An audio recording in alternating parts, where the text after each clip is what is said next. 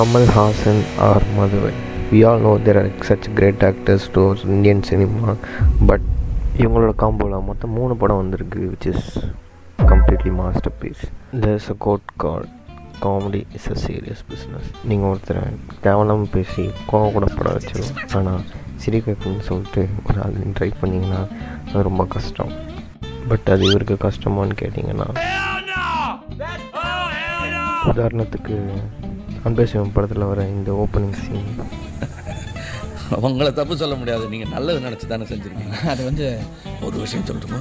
ஏன் இந்த தீவிரவாதிகள்லாம் நீங்கள் நினைக்கிற மாதிரி என்ன மாதிரிலாம் இருக்க மாட்டாங்க. ரொம்ப அழகாக இருப்பாங்க உங்களை மாதிரி. அப்புறம் மன்மதன் நம்பு படத்தில் வர இந்த சீன்.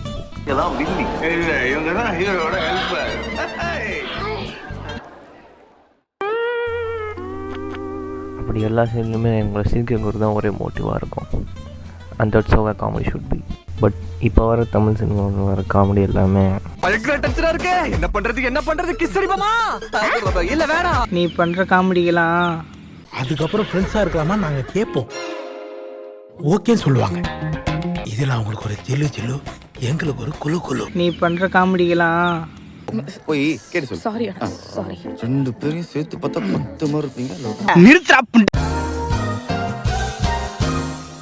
இப்படிப்பட்ட ஒரு காம்போவில் கமல்ஹாசன் ரைட் பண்ணி மௌலி டைரக்ஷனில் மாதவன் நடித்து வந்த படம் நல்ல தமையேந்தி.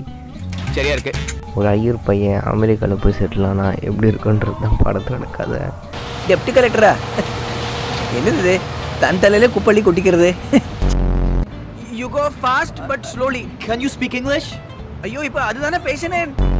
என்னதான் மாதவன் வந்து நல்லா ஐயர் பாயாக நல்லா ஸ்லாங்லாம் பேசி பாடி லாங்குவேஜ்லாம் ஏதோ கொஞ்சம் மெயின்டைன் பண்ணி பண்ணாலும் எனக்கு அந்த கேரக்டர் ரிலேட் ஆகலை.